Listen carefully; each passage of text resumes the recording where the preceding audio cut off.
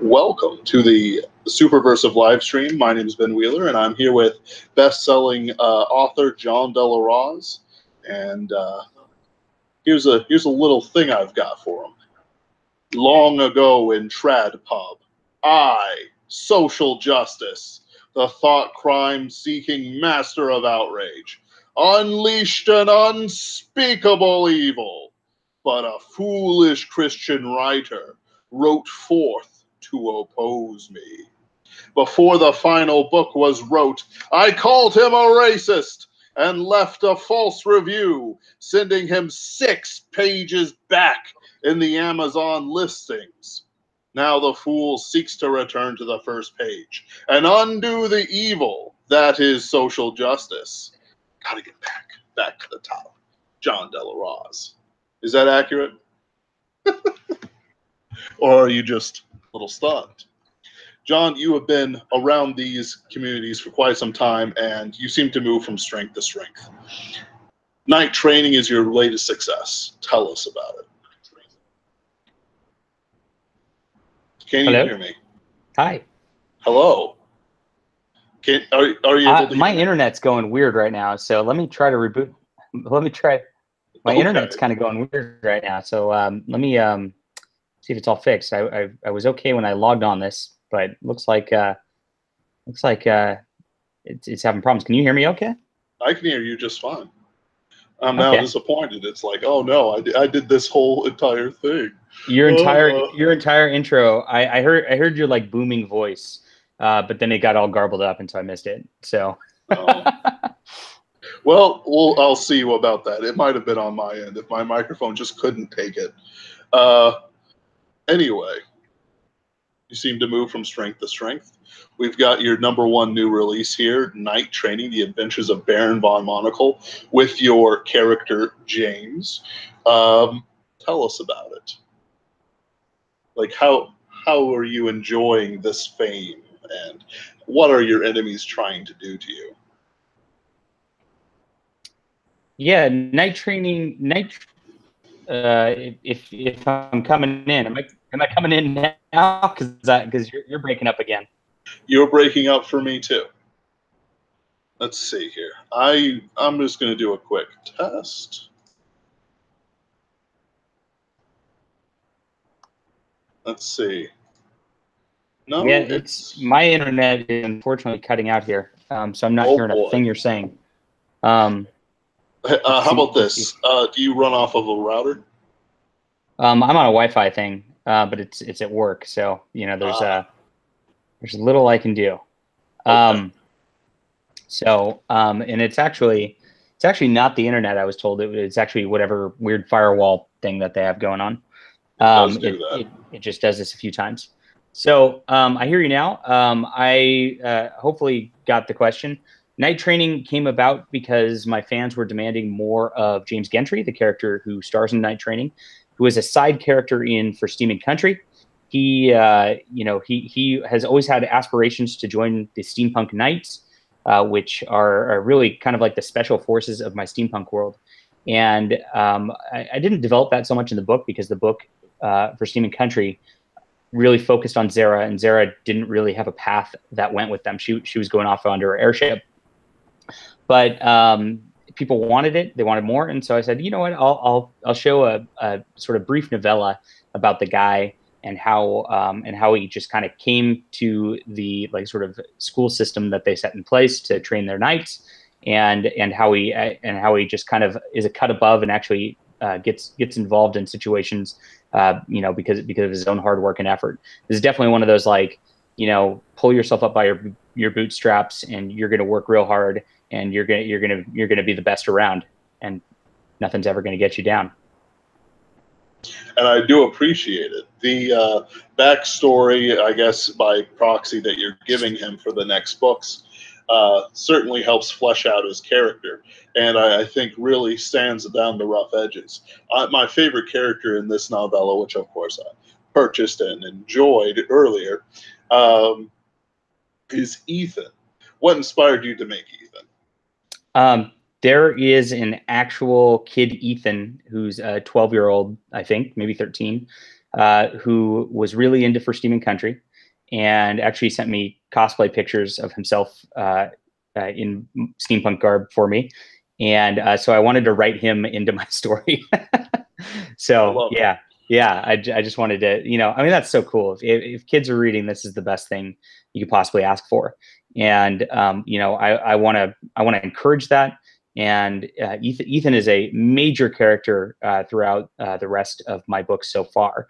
I've written books 2 and 3 of the Adventures of Baron von Monocle, and Ethan really plays a crucial role in that. So hopefully, if Ethan watches this, then I hope you're happy.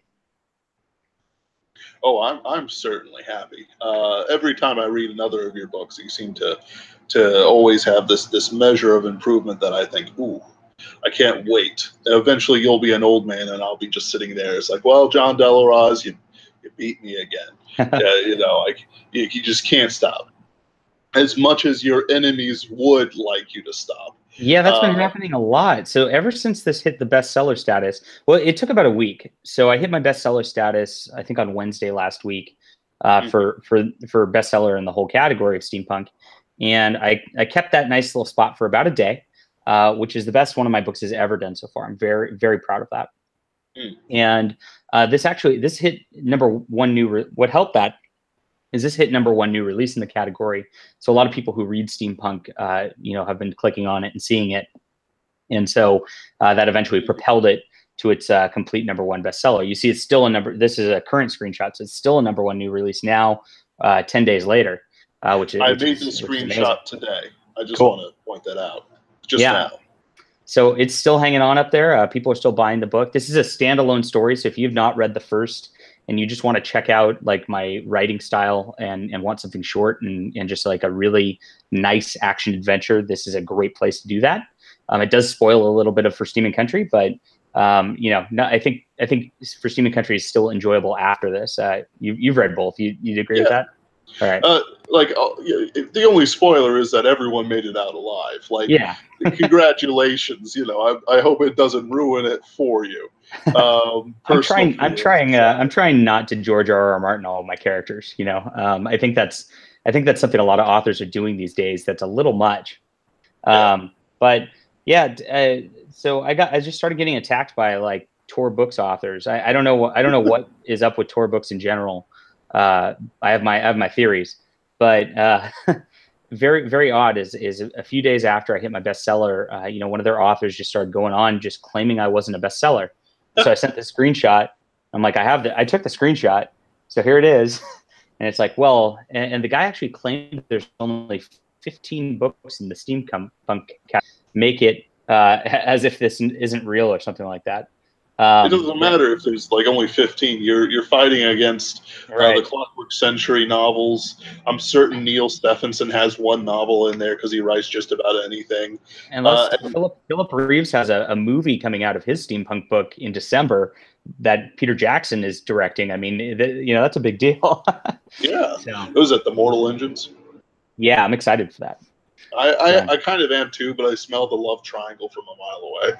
I don't know. I love the love triangles. I hate the love triangle. And like, yeah, whatever. We could argue about that a different day. I still, by the way, I ship the Emperor and Zyra von Monocle. That is my 1-2 pairing. Yeah, I was just talking about that with my editor. So I don't know. I don't know. I mean, the story's wide open after book 3, which is going to come out in September. Book 2 comes out in August. You know, I have loose plans of where I'm going with it. And I have like a couple like mapped out story. I have like a standalone story that I really want to do. That just, you know, just because I want Zara not just to be like kind of like in the middle of this war, just kind of stuck. I mean, she's got an airship, so I want her to kind of travel around and see cool things and then get into cool adventures. I want to have like a real like adventure series that like, you know, just like the days of yore. Yeah. So I want to do a couple of those, but there's a lot of wide open stuff that I've set up. It could go a few different directions. I definitely outlined things. I outlined up through I think book 4 here, but as far as the future, I kind of do let the characters kind of dictate things themselves a little bit, because you know, my sort of pitch is that I just put a little more care into characterization than a lot of authors do, and that's kind of like, that's really where I draw my focus as a writer, and I think that's part of why people connect with them a lot. I think I do view that as one of the weaknesses in my book, The Sheik of Mars, because the characters, I relied on tropes and certain character types, though of course I do put in proper personality for it. They're parts of the story rather than living, breathing characters. And I do believe James Gentry and the other ones exist as their own characters in existence. There's a scene in Night Training where you have Ethan laugh, and I view that as an excellent, like, just, I don't know why this sticks out in my head, just the fact that the dude laughed while going into battle, as an excellent, you know, sort of characterization for somebody who could easily turn into a boring big brother mentor character, who will of course be slain in some tragic moment, whether or not this is a story by George R.R. Martin, because there's just some jobs that are death sentences, and being the older brother mentor is one of them. Yeah. Well, I'm gonna. You always want me to kill my characters, though. So. And it's I'll admit it's mostly just James. And even though Night Training does a lot to alleviate my personal hatred for him, I still kind of want him to die in a hurricane grappling with the Emperor on top of a burning palace. You know, while, you know, giants are fighting. I don't know. But the point is, there's ways you can do it that isn't just, oh, look, some dude got poisoned. It's another George R. R. Martin knockoff. It's like, look, you can think you can want to do it. You want to do that George R. R. Martin thing. Guess what? He did it better. As much as nasty as that is to say. Yeah, that's totally not my style. So, and you know it. So dramatic. So yeah, it's been fun, and it's definitely I've definitely worked really hard on this series the last 9 months or so. I didn't expect this to kind of be a big deal. I expect, I was getting kind of a little famous off my first book, Star Realms Rescue Run, which is a military science fiction space opera sort of thing. And I thought, okay, well, all my audience is that. They're all kind of Bane Books people. I'm probably going to stick with that. But this is my next book that I have ready, and I'm just going to put out for Steam and Country, just because I don't want to lose my audience by not releasing something for like a year, right? So I did, and it actually has now outsold my first book. So thank you, everybody. And it just keeps trucking along. So I decided then at that point to shift gears and focus on this series. And we've got 2 full books about to come out, about to hit, and I'm super excited about that. But looks like the haters. I'm just perusing Twitter right now. So it started. So after that one author kind of just lambasted me last week and made up these absurd claims about only 15 books being in the steampunk genre. Is that fantasy author Steve Bruce or whatever his name is? That was today, yeah. Oh. So, but that wasn't who did that. The person who claimed it, that was Nick Momatas. He's a tour guy, Right. better known for his editing than his writing. He, I think I'm actually at some point going to release a box set called 15 steampunk books for Nick Momatas once I get to 15 books in this series. So that's my goal now. Just show up there, send him one of them. Each one's lovingly signed with a personal message. But after that, the editor-in-chief of Tor's wife, Teresa Nielsen Hayden, started lambasting me, saying she said yesterday, I'm not a bestseller by anyone's measure, any bookseller's measure, or something like that. Right. And I'm like, okay, well, here's the screenshot from a little obscure bookseller called Amazon.com. Right. You might have heard of them. They're dinosaurs. It's like, okay, fine. You're not selling like novellas from the shelves of like the 15 Barnes and Nobles left in the U.S. Right. But you're still outselling everyone else who's bothered to release something in steampunk. Right. And it's going to be like that for hello, Ann Lewis. It's going to be like that for quite some time, I assume. Yeah, it's going to be up there, and I think as the series comes out, it's just going. I wasn't just #1. I mean, For Steam and Country went back up to #9 last week also. So I had 2 books in the top 10 of this genre, which is the first time that's ever happened to me. Also, just having 2 books up there. So this is like really on the way up, and I expect we'll see this trend continue when books 2 and 3 come out. But yeah, Stephen Bruss then jumped on it. His commentary, he jumped on, when just the dogpile attack. I like him. I've always been a fan of his writing. I was very shocked by that this morning.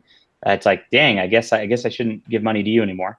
But yeah, he said he started going off and saying, I'm a jackass for saying I'm a #1 bestseller. It's like, I'm pretty sure everybody who has #1 bestseller like has that in their bio. Is he criticizing Scalzi? I mean, right. I don't know. Like, right. It seems to only apply to certain authors that they don't approve of. Right. So I was sad about that. And then it's going on this Wesley Chu guy. I know a little bit about him. I'm not too familiar. I know he's a Hugo nominee or winner, something like that. Was he the fellow who wrote that one story about that gay guy who's worried about outing himself as gay to his parents, but the world's water is being sucked up in the spaceships? Isn't that every Hugo nominated story though? Because they all but that one was especially egregious to me. Like it's that, and If You Were a Dinosaur, My Love, that I just remember as being absolute garbage. But they're paying for it now, aren't they? Sorry. So Wesley Chu has been on to you. And yeah. So he's saying he's mocking my deal, and then I actually called him on it, and I posted it and said to stop his gaslighting campaign. And he actually just posted that I'm trying to pick a fight with him and write his mentions. It's like, you picked a fight with me. I don't. They always do this. They always like this is kind of the standard SJW author MO, is they always go out and they do these things, and they then claim you started it, but I'm just over here selling my books, and they're criticizing me for selling my books. It's like, okay, I like selling my books. There's nothing wrong with selling my books. Right. It is a gatekeeping technique that they try to do to independent on smaller authors. This is the self-promotion is bad, and they do this intentionally because they have corporate promotion for one. So that's how they rely on their corporate promotion, but they also want to make sure that you don't come up too fast. Non-approved people don't come up. And if you don't talk about your book and you don't talk about, who you are, nobody's ever going to buy your books. Right. And so if you can't go out there and sell on the independent level, you're not going to get anywhere very fast. So they want to hold people down by doing this. And then when somebody's coming up too fast, like me, who's not approved, they go off and they do this. Like it's a gaslighting technique. Frankly, I mean, I have a Tor employee. I've got a Hugo winner. I've got James S.A. Corey from The Expanse now. I got an old legacy fan. Yeah, James S.A. Corey started going on this Wesley Chu thread and mocking me. Of course, I actually have heard of him. Yeah, he's going off on how irrelevant I am, and he's done this before. He's attacked me before. But they're all joining in as this like sort of gaslighting technique to try to just say how irrelevant I am. And it's a lot of it's for themselves, because they're like, they don't want people who aren't approved and aren't in their little circles kind of entering this business and doing well, is what it comes down to. They perceive it as a threat to them. I don't know why they perceive it as a threat to them, but they do. It's very clear they wouldn't talk about me like this much if they didn't perceive this as a huge threat to them. Absolutely. So something's working. And, my thought is, I was just watching Vox Day over on Alex Jones. And when you speak the truth, it encourages other people to speak the truth. I heard that. There is evil out there. There is this whole cabal that is trying to hold things down and trying to hold their power structures. And they don't want anybody to ever speak out against it. Right. That's true. And so, sometimes I get criticism for responding to these people because they say, just leave them alone, leave them alone. But when I amplify what's going on with like, think about how many big establishment authors are all attacking me right now today, and are spending their whole day mocking me, saying I'm not a real bestseller, making up lies about me. They're spending their whole day doing this, and then at the same time claiming I'm completely irrelevant in the industry. You know, there's obviously something very wrong with what they're doing, and it needs to be brought to light, and it's coordinated, because you wouldn't have it wouldn't be all of them like this if it wasn't coordinated. So somebody on high, and I'm gonna guess it's coming from Tor Books. Probably Patrick Nielsen Hayden. Probably Patrick Nielsen Hayden is saying, shut this guy down. He's a threat. And, you know, it's happened before when I was banned from Worldcon. It's happened before when I was banned from SIFWA. And it's continuing to happen as my stuff gets out there. And, you know, they wanted to, it was very funny. So day one, a few people came on and said, ha, #1 bestseller, your crowdfund is doing terrible. It was day one, right? So it's had, you know, like $1,000 raised at that point. It's day 3 now. I've got right. Not, by the way, like, there's not many comic Kickstarters that like can raise $1,000, $2,000 throughout their entire campaigns. So when you're talking about that sort of thing, it's very rare. You know, I've raised $5,000 in 3 days now, and all of a sudden they've all shut up about that. They started it. They started saying, you're not real. You've got no fans. Blah blah blah blah blah. And then soon enough, I've got this campaign, and it's doing very well. And I just released a book think about this. I just released a book last week. Everybody bought it last week. They're still digesting that. And then I just put out something else immediately right after, and people are still buying that.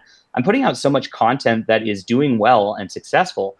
This is why they're scared. This is like, they haven't seen this, and they haven't seen somebody like really go out, because the content game, for people who are YouTubers, this is just kind of advice. The content game, if you're a blogger, a YouTuber, a writer, a comic maker, the goal is to put out as much content as possible, and to do it release as often as possible, because the way that people's minds work these days with binge watching from Netflix and all that is that people see things, and they keep saying a name and seeing a name and seeing a name, and they get into that because of the steady stream that's coming to them. If you don't have that steady stream, if you're just doing a release or two, you know, one every year or whatnot, it's a lot harder to get people to tune in, because people want entertainment, is what it comes down to. Absolutely. So this is the strategy, and it's working. And it actually very much scares the establishment. So yeah, I'd try it out yourselves and see how it goes, and let me know how it goes. Absolutely. And just so everyone knows, this is a picture of the main character of his Indiegogo campaign, which I have linked down in the description below. But I do want to say something about the publishers. Like, I was born '89, and sort of went through the '90s, where I enjoyed a new Star Wars book every couple of months as soon as it hit the libraries.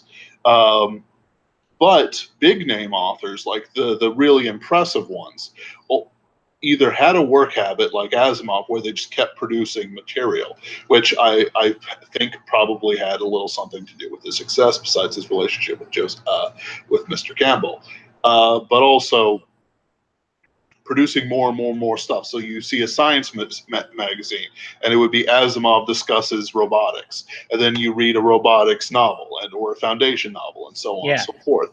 Now, in the '90s, the internet started going up, and the Star Wars and Star Trek were the big things, and they produced a lot of Star Wars, Star Trek books. But one of the things I feel like is that big name authors who are independent of actual intellectual property, seem to slow down. I know John Scalzi spent like 2 years in between like one of his novels after he got that big contract, and of course others as well. Like I think what was her name? N.K. Jemisin spent a great deal of time in between her releases. And, you know, the publishers, they're threatened by this. They don't like the fact that I've got 4 novels in the pipe. They don't like the fact that you've got, you said you've written up to book 3, haven't you? Yeah, and they're done. So it's we're talking book 2 is going to probably be out mid-August, book 3 sometime in September. And then, I've got alt hero novel I just finished, so that'll probably be out like October. I've probably got a short story collection coming out like October, November. I've got my next series, which is my Deus Vult in space opera, military science fiction. That'll be. I'm currently writing book 2 of that, so I'm trying to do all 3, within a monthly span for that. I'm personally looking forward to that one. Thank you. So those will be coming out month after month after month after month, and pretty soon there's going to be just like a huge, and that doesn't even count the comics, right? So I've got this Flank Sparks, which I have done through issue 8, and I've written through issue 9. And the volume here contains 3 issues, so it's actually good value compared to a lot of the other crowdfunds out there.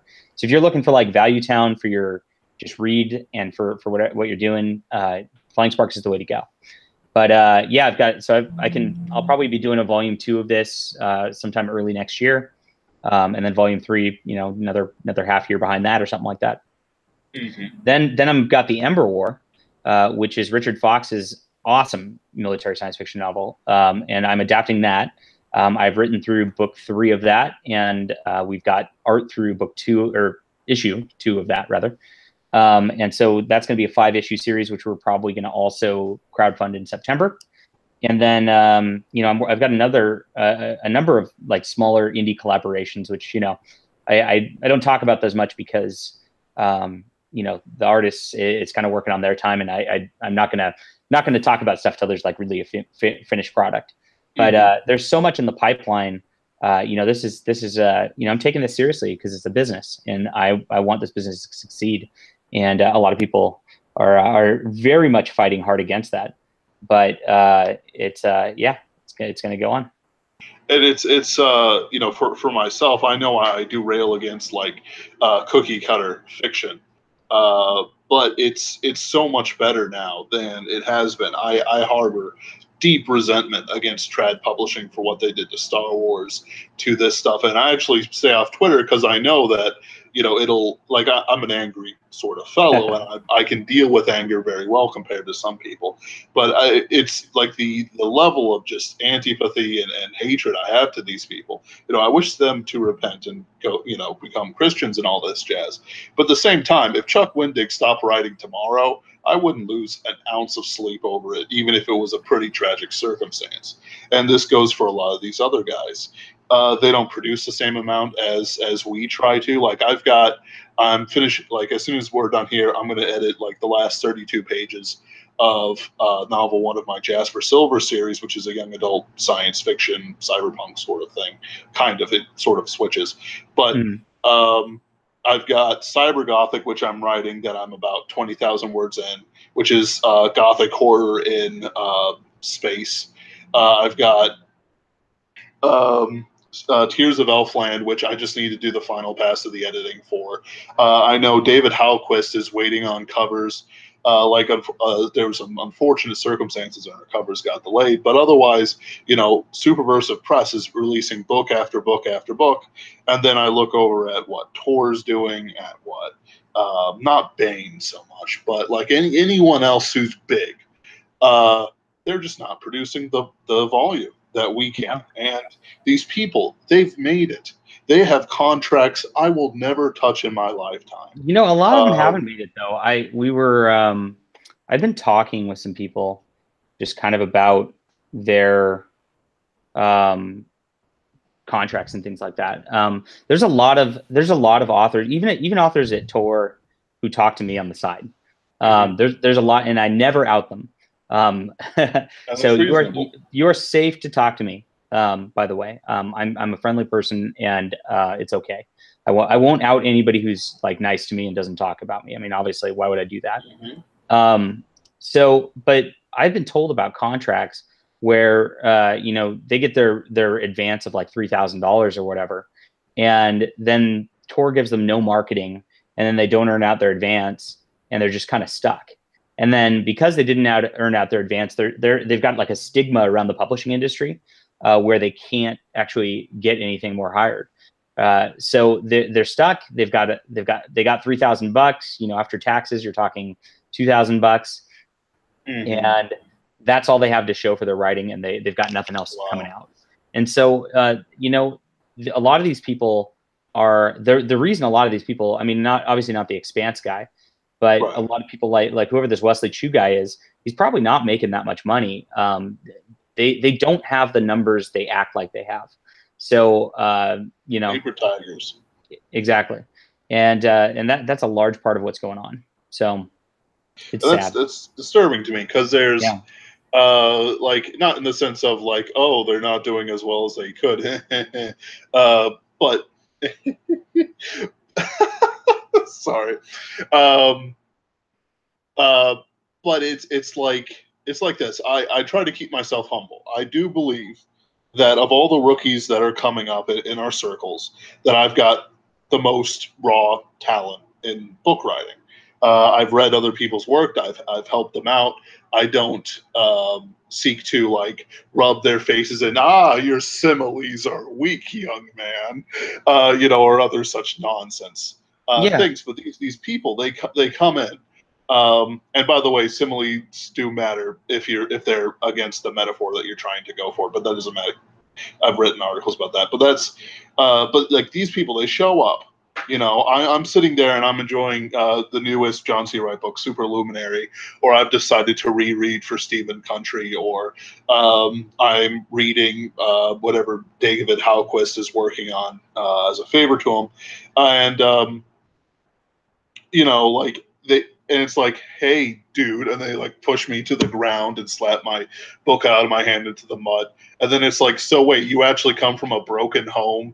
And you're on like food stamps, you know, like what is this, Revenge of the Nerds or something? Like, it kind of is. So I mean, a lot of these people are just antisocial people who have failures with social problems. They've obviously a lot of mental disorders in science fiction publishing, and a lot of them are not doing well. And part of it's the publishers are making them not do well. The system that publishers have set up is geared towards just raking in a ton of money off of Brandon Sanderson's newest release, and then kind of just ignoring everybody else. And then if somebody else happens to, like, you know, fall into a Brandon Sanderson position, they'll do the same for them. But you're at such a crapshoot at that point that you know, it's not healthy. And so the mid-list authors, kind of the lower mid-list authors especially, just starve. And you know, that's part of why they're angry, frankly. They're misdirecting it at me. It's not my fault. But the publishing systems, these big corporations, are really just hurting artists across the board. And you know, that's part of my mission to speak out against them. And it's not even like how it used to be, where you had like these bottlenecks with Joseph Campbell and others, you know, who governed like the golden age of science fiction and whatnot through amazing stories and astounding whatever. You know, these are the companies. They have all the resources. Tor is basically the science fiction publishing of Macmillan Publishing, which makes untold millions from, well, I'm sure some accountant can tell, but untold millions from like school publishing and textbooks and stuff like that. But it's like if it's such a losing bet, if these guys can't handle their business, like I dig that they're absolutely consumed by social justice. That's why I did my little thing in the beginning.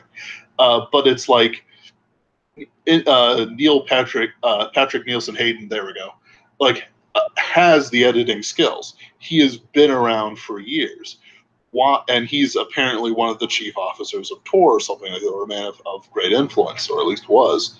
You know, like, why can't they say, okay, guys, you know, to beat these indie pubs, we gotta deliver on better, harder, faster, stronger books that will blow them out of the water. You know, I'm gonna set, you know, Superversive Publishing is publishing Ben's gothic horror novel in space. I'm going to set such and such on it. John Del Rosa is publishing a new steampunk book.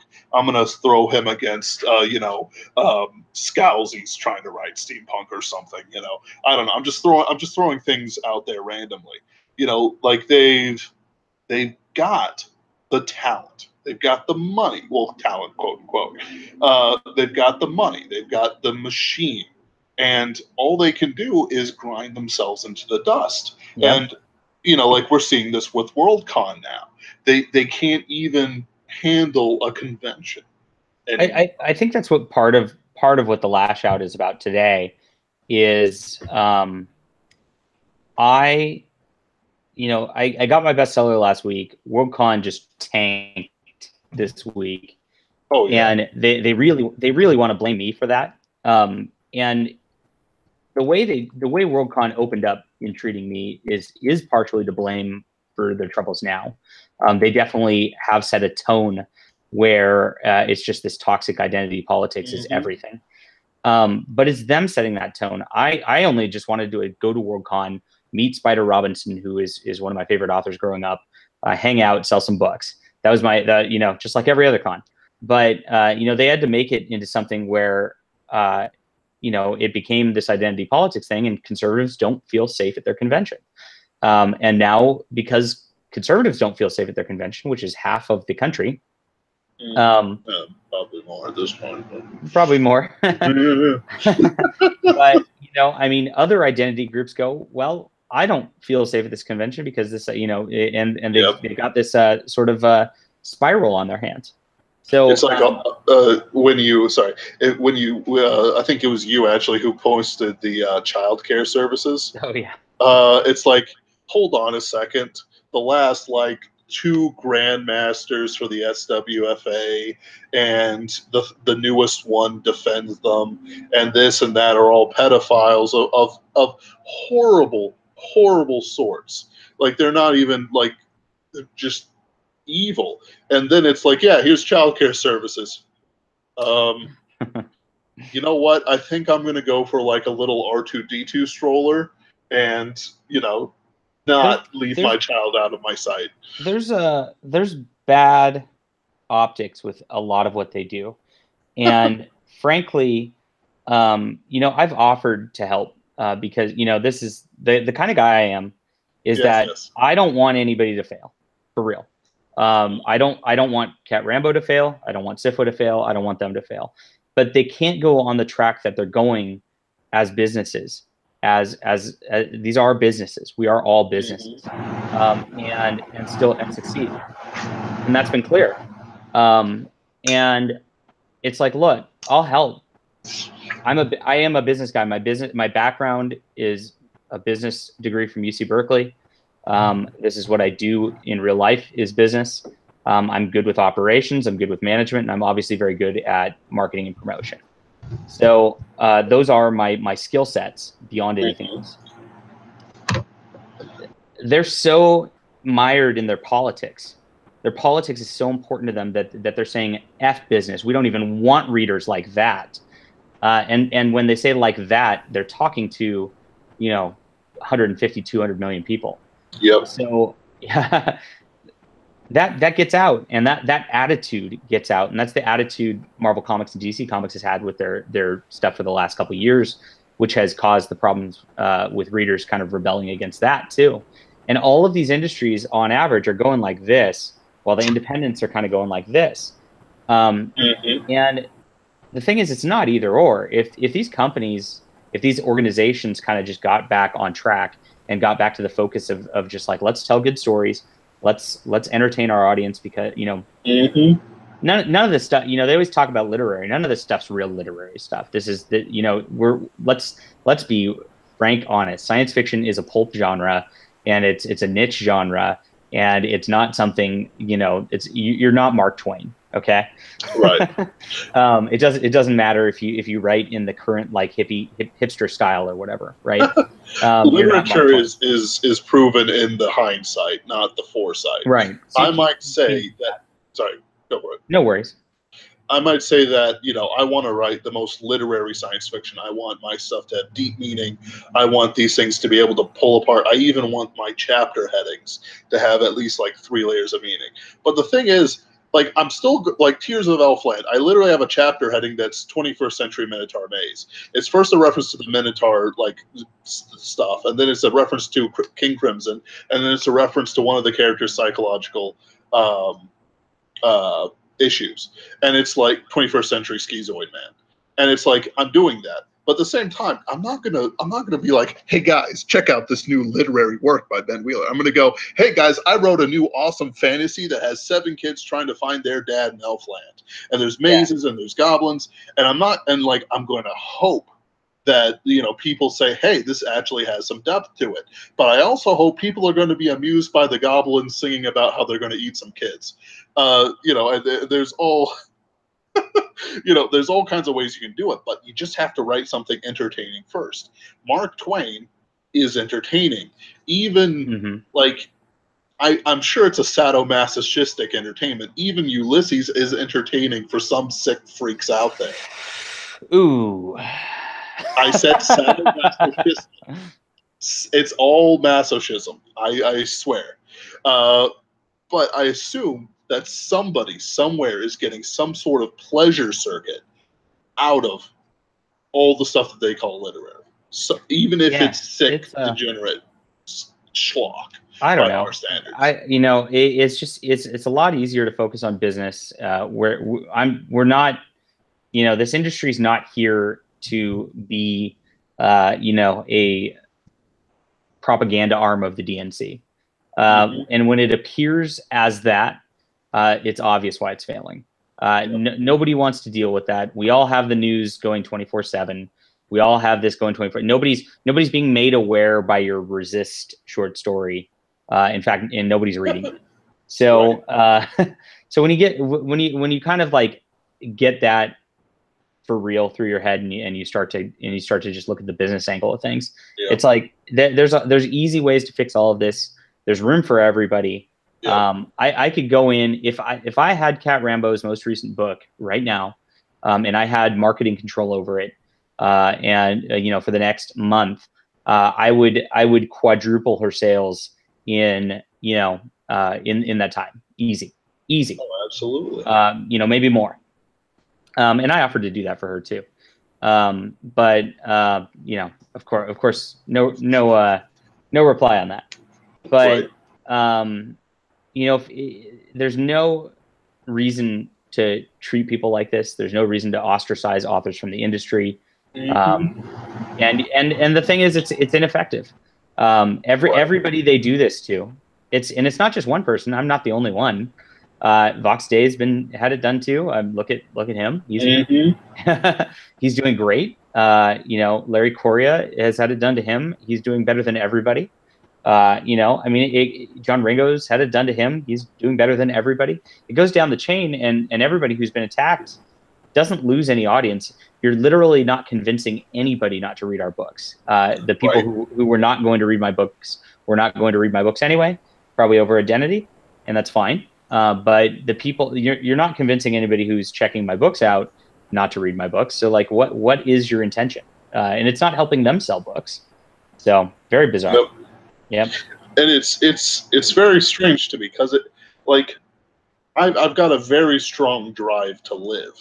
You know, I exercise. I'm eating right. I'm down 30 pounds from where I was. You know, I know you eat right. You take care of yourself. You're always looking for that angle. You know, but then it's like I look over and I see how they live, how they act. You know, I see how Chuck Wendig has breakdowns on Twitter. Like, and you know, like if you can't handle the Twitter, you know, you probably aren't selling your books by doing it. I know I can't handle Twitter. I'm not on Twitter. I'm not going to get into fights with people on Twitter because I know I take it too seriously, and then all of a sudden my writing gig is gone. Hey guys, all of a sudden you're spending all this time attacking John Delarose, who you know, who cannot in any physical way harm you, and probably wouldn't, except in self-defense, but that's different.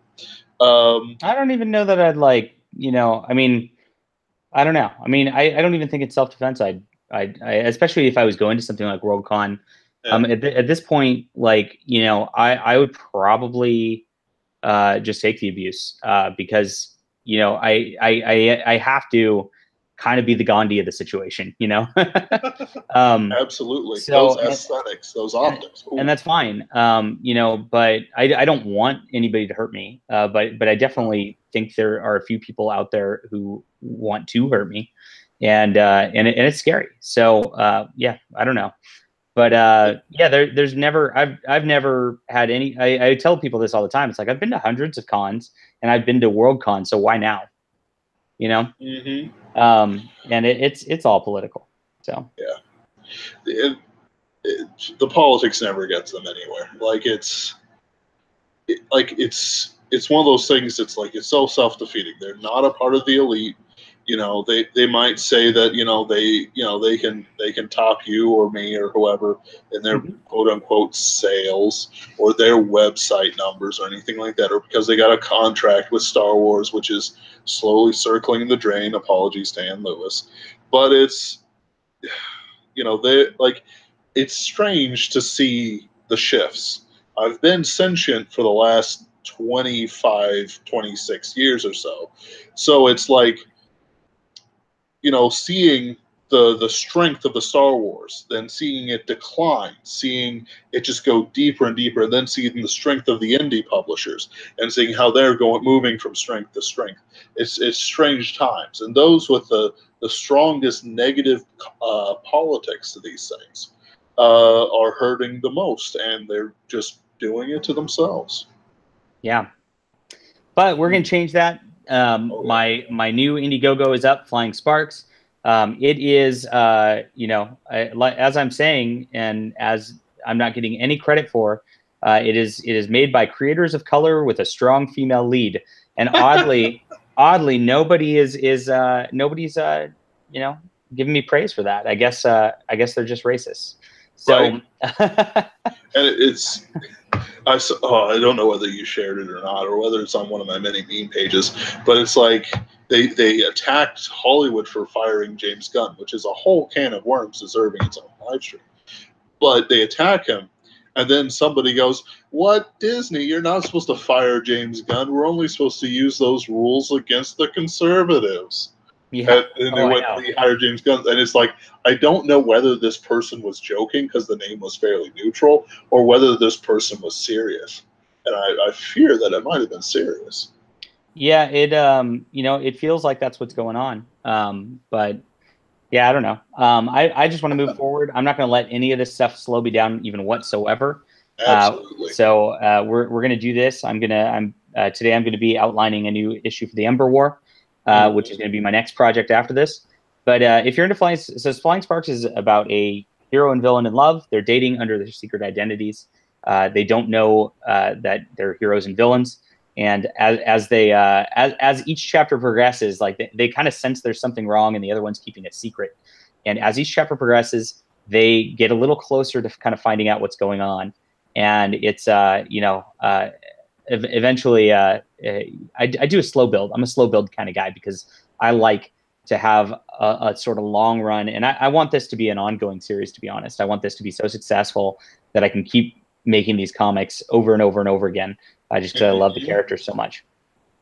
But it focuses on Meta Girl. She's a girl, Chloe Anderson. She is a physics student, and her professor gives her these cool gadgets that allows her to fly and then shock people with a shock stick. And she's just trying to figure out how to be a superhero and how to balance that with her personal life. On the other end, we have Johnny Benvenuti.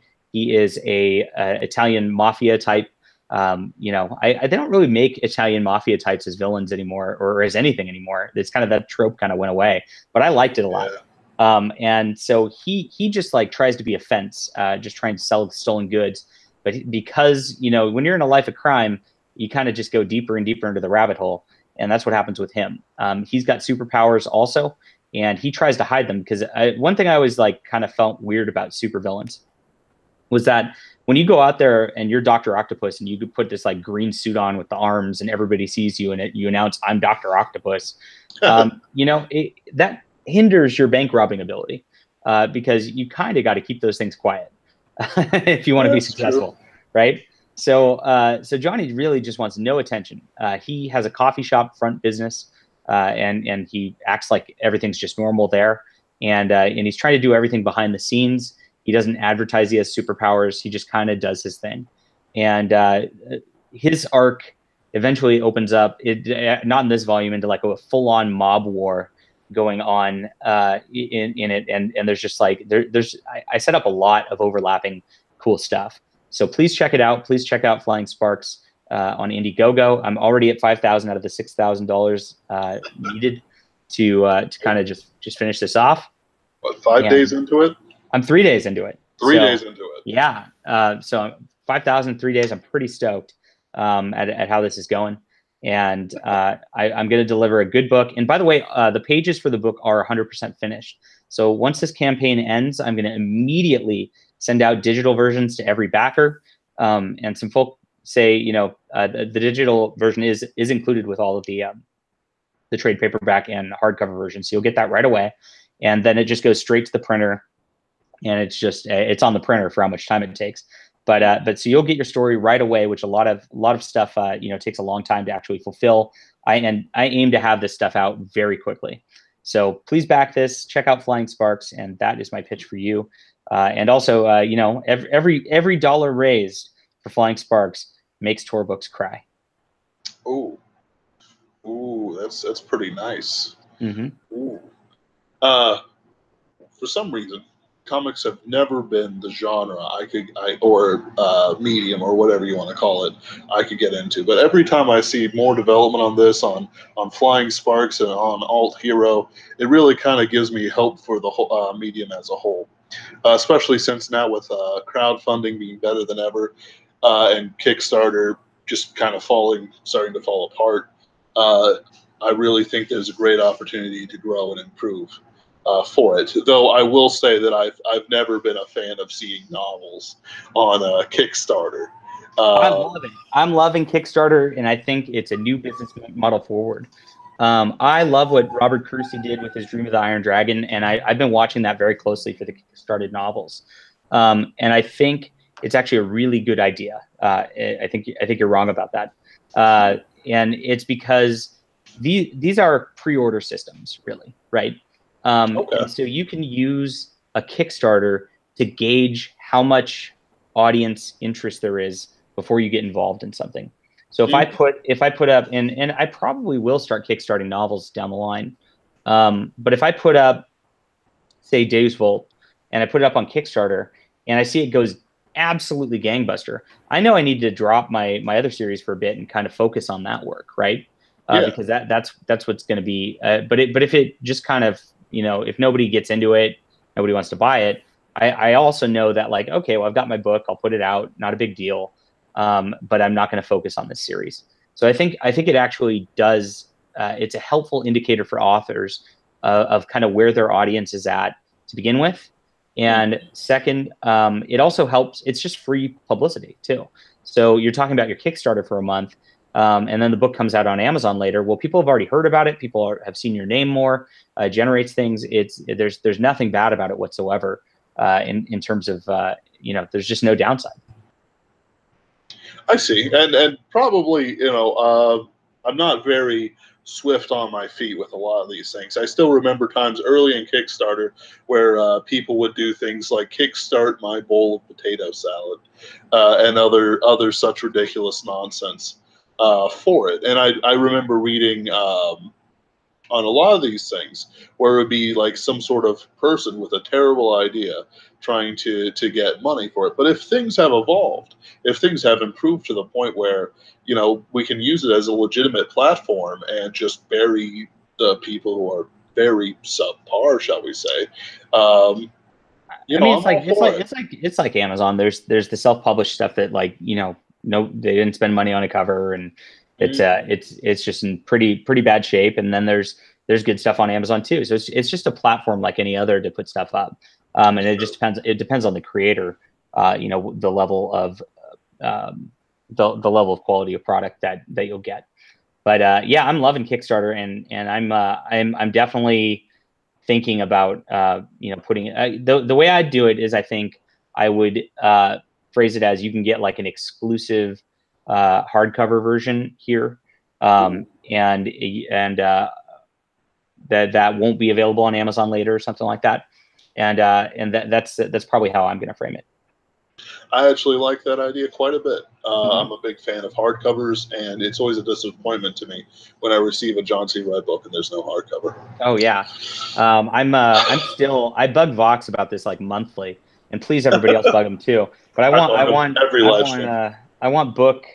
I want a hardcover of the books 4 through 6 of the Green Knight Squire. Same. And because I have my shelf and I've got the hardcover of the first one, and it pisses me off that I don't have the second one. Right. So make that happen. But Flying Sparks also has a hardcover version too for people who like hardcovers. So definitely go on and check that out while you're at it.